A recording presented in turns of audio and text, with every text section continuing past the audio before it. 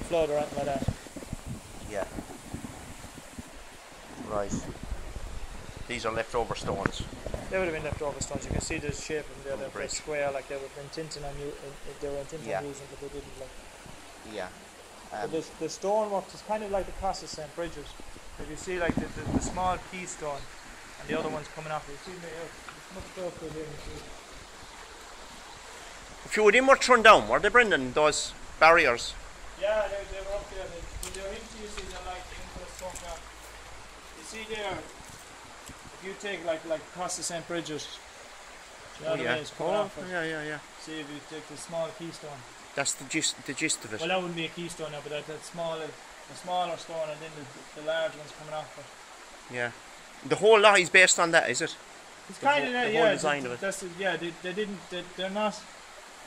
They're all horizontal joints, like they're straight joints, but they're not continuous. Do you know what I mean? They haven't.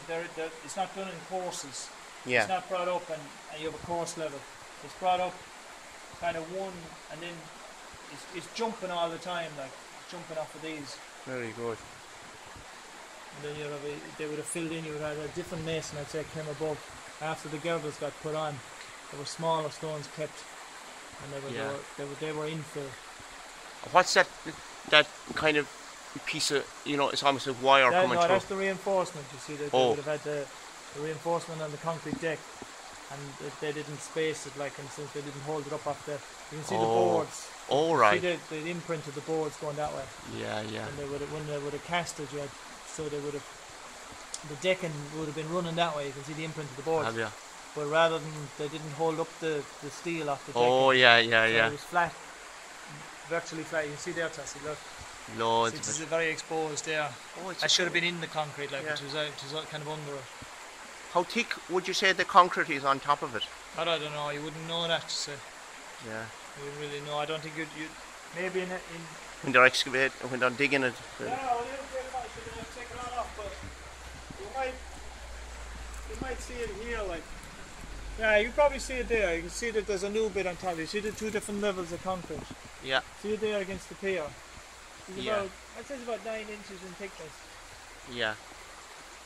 And then there's another layer on top of it. I think they put little blocks or something. They kind of built up you see the road got built up.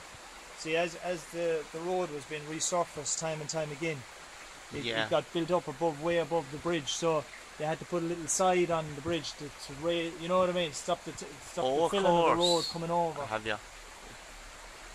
Yeah. Right. That's pretty cool. And that's the water, man. Then it runs in along underneath. The water main at the moment. I'm amazed though that the it's not really dangerous though, is it? It's not ready to break. No, but it served its purpose. You can see that all the stiffeners have all rusted. Yeah. And like the fact that they've reduced it to single lane has helped. But I mean, you can see there. I mean, you're looking at daylight through some of the girder there. Yeah. See it? Yeah. See it over there. Yeah. Pieces are falling out of the weather, but like that one is more probably weathered. It's seen more weather than this because that'll be facing kind of southwest. Yeah. And it's probably deteriorated a bit more than these. And of course it's all rivets. There's not a sign of it. There'd be no welding on that, would there? No, they placed it there. See underneath where they joined it. Yeah. Oh yeah. Looks like they were joined in the middle there. Yeah. Do you know who built it in 1908? No. Who? No, I don't have any details on it. Yeah. Who was involved in it? But sure, men locally must have worked on it. Maybe my grandfather would have worked on it because, like you can imagine, there was a huge amount of work in this. Because there was all the stone, all building it up, but you raised the road as well. Like there would have been no track machines or no excavators, and everything would have to be drawn in very basic fashion. Like there wouldn't have been any vehicles as such.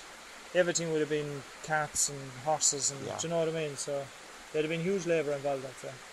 And those girders, there'd be some handling in them. They would, however, they skeeted them across. Yeah.